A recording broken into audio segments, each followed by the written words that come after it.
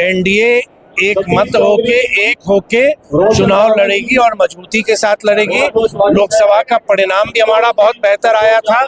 लोकसभा के चुनाव में जितने विधानसभा सीट में हमारी जो जहां लीड थी उसको देख लेंगे, और 2010 का जो बिहार का विधानसभा चुनाव था उससे बेहतर परिणाम 2025 के विधानसभा चुनाव में एनडीए का होगा। हमेशा बिहार का इतिहास रहा है। पहले कहा जाता था कि दिल्ली की सत्ता, दिल्ली की कुर्सी बचाने के लिए बिहार से होकर गुजरना पड़ता है।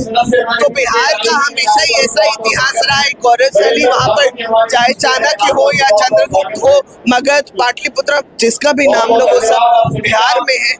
तो बिहार का गौरवशाली इतिहास रहा है, वो हम अपने पूर्वांचली भाइयों के साथ उसको शेयर करने, उनको याद दिलाने। अभी आप लोग बिहार दिवस को लेकर लोगों को संबोधित कर रहे हैं, तो बिहार दिवस को लेकर आप क्या कहेंगे? जब भी बिहार का नाम आता है तो गौरवशाली इतिहास का नाम आता है। देखिए, हर एक राज्य का अपना स्थापना दिवस होता है, और आदरणीय प्रधानमंत्री जी का ये प्रयास है कि सभी राज्यों का जो स्थापना दिवस है वो विभिन्न राज्यों के राजभवनों में भी होता है। मतलब ये पहले ये परंपरा कभी नहीं थी। तो जैसे अगर आप बिहार का भी जो पटना का राजभवन है, तो जिस भी राज्य का स्टेट डे होगा उसका कार्यक्रम पटना राजभवन में भी होता है। तो देश में हर एक राज्यों का जो स्थापना दिवस है उसका एक कार्यक्रम वहाँ राजभवन में होता है। एक नई परंपरा आदरणीय प्रधानमंत्री जी ने प्रारंभ की। बिहार का स्थापना दिवस बिहार सरकार लगातार पटना में आयोजन, बहुत भव्य आयोजन होता है, और एक बिहार फाउंडेशन है हम लोग का, सरकार के एक उद्योग विभाग के अधीन एक ऑर्गेनाइजेशन हम लोग ने बनाया है जो बिहारी डायस्पोरा है, चाहे वो देश में हो या विदेश में हो, उनको वो कनेक्ट करता है। तो बिहार फाउंडेशन के भी माध्यम से कई जगह पर, न सिर्फ अपने देश में बल्कि बाहर में भी बिहार दिवस का आयोजन किया गया।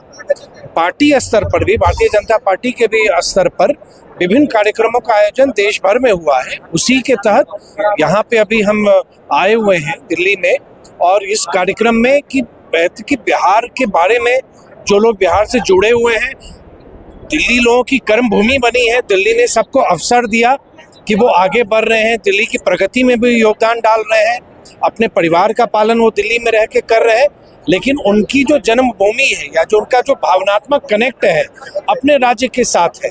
तो एक ये बॉन्डिंग का एक माध्यम है, लोगों को एक जुड़ाव का एक माध्यम है कि आपका जो बिहार के साथ जो लगाव है, जो स्नेह है, भले अब जनरेशन बदल रही है, बहुत ऐसे जनरेशन होगा जिनका जन्म ही दिल्ली में हुआ है, लेकिन उनके पूर्वज जब भी दिल्ली आए होंगे उनके परिवार का कोई ना कोई अभी भी बिहार में होगा। तो एक ये जो लिंक है वो लिंक बना रहे, उसी का ये आप एक प्रयास मान सकते हैं जो बिहार का स्थापना दिवस हम लोग मना रहे हैं। आप भी सर बिहार के मंत्री है, बड़े नेता हैं बीजेपी की तरफ से, लेकिन सवाल उठता है कि शिक्षा को लेकर आपका क्या विजन है? आप संबोधित कर रहे जनता को, हम देख रहे थे आपने राम मंदिर का जिक्र किया, इंडस्ट्री का जिक्र किया, शिक्षा को लेकर आपने देखिए, साधारण सी बात है, आपने मंदिर का जिक्र किया। एक उदाहरण आपको देते हैं, काशी विश्वनाथ कॉरिडोर जो बना, उसके निर्माण से अभी पिछले जनवरी तक 23 करोड़ लोग आए वहां पे दर्शन के लिए। क्या वो अर्थव्यवस्था पर असर नहीं पड़ता है? तो आप, बिहार तो शिक्षा की जननी रही है। जब शिक्षा की कहीं बात नहीं होती थी, नालंदा विश्वविद्यालय या विक्रमशिला तो उस समय था। और बिहार में मैंने क्या कहा, आपने गौर नहीं किया, हर एक जिले में इंजीनियरिंग कॉलेज है। आपको सुनना नहीं चाहे, आपका ध्यान मंदिर पे ही गया। हर एक जिले में इंजीनियरिंग कॉलेज है, मैंने वो कहा। हर एक जिले में पॉलिटेक्निक है, मैंने कहा। हर एक लोकसभा क्षेत्र स्तर पर मेडिकल कॉलेज बन रहा है, वो भी मैंने कहा। अनुमंडल, आप सुन लीजिए ना, अनुमंडल स्तर पर ITI है, अनुमंडल स्तर पर नर्सिंग की पढ़ाई हो रही है। लगातार बिहार में शिक्षकों की नियुक्ति हो रही है, सब लोग जान रहे हैं। सोशल मीडिया के कारण हर एक बात बताने की आवश्यकता नहीं है, सूचना आपके फोन पर है।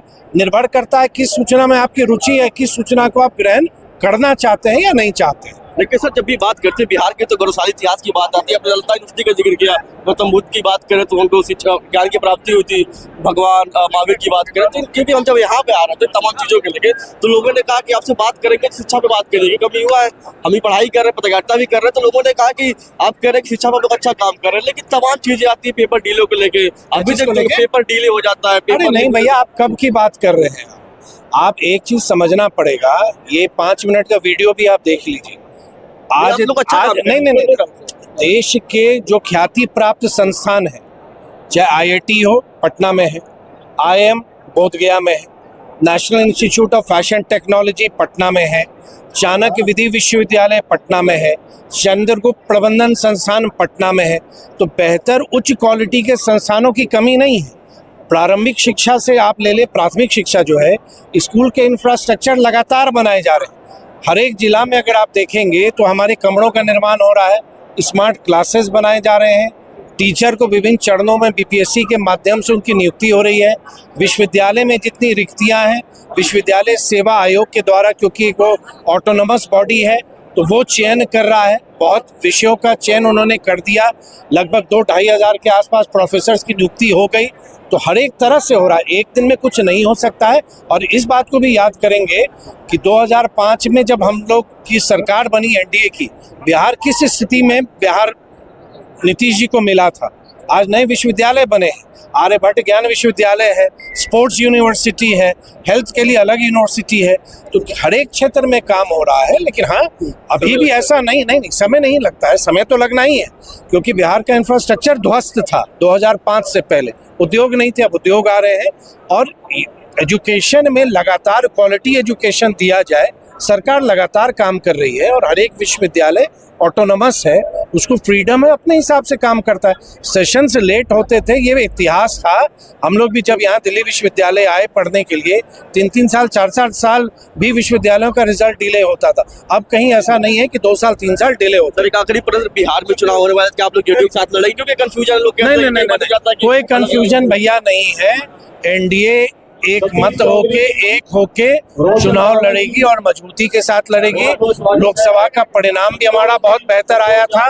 लोकसभा के चुनाव में जितने विधानसभा सीट में हमारी जो जहां लीड थी उसको देख लेंगे। और 2010 का जो बिहार का विधानसभा चुनाव था, उससे बेहतर परिणाम 2025 के विधानसभा चुनाव में एनडीए का होगा। बिहार देश का संबोधित कर रहे थे आप लोग, देख रहा था काफी देर से। लेकिन एक मुद्दा अहम हो गया, आप तो लगातार इंडस्ट्री की बात कर रही थी, राम मंदिर की बात कर रही थी।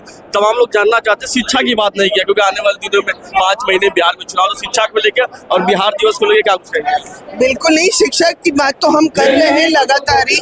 शिक्षा और स्वास्थ्य की बात सिर्फ आजकल बिहार में होती है। आप कभी भी समाचारों में देखेंगे, नए नए स्कूल खुल रहे हैं, शिक्षकों की वहाँ पर नियुक्ति हो रही है। तो पूरा ध्यान सरकार का शिक्षा और स्वास्थ्य के ऊपर है। उसके अलावा विकास, जैसे उद्योग, टूरिज्म, ये सब जो विकास के कारण है, इंफ्रास्ट्रक्चर, पुल पुलिया वगैरह जो बन रहा है, वो सब। और बिहार दिवस को हम हर साल मनाते हैं, और इस साल हम बाहर आकर हमारे पूर्वांचली भाइयों के साथ बिहार दिवस मना रहे हैं। जब भी बिहार का नाम आता है, तो बिहार का जब भी नाम आता है तो गौरवशाली इतिहास आता है, गौरवशाली इतिहास आता है जब भी बिहार का नाम आता है। चाहे आप नालंदा यूनिवर्सिटी की बात करें, चाहे गौतम बुद्ध की बात करें, भगवान महावीर की बात करें, तमाम चीजों को लेकर आप क्या कहेंगे? हमेशा बिहार का इतिहास रहा है। पहले कहा जाता था कि दिल्ली की सत्ता, दिल्ली की कुर्सी बचाने के लिए बिहार से होकर गुजरना पड़ता है। तो बिहार का हमेशा ही ऐसा इतिहास रहा है, गौरवशाली। वहाँ पर चाहे चाणक्य हो या चंद्रगुप्त हो, मगध, पाटलिपुत्र, जिसका भी नाम लो, वो सब बिहार में है।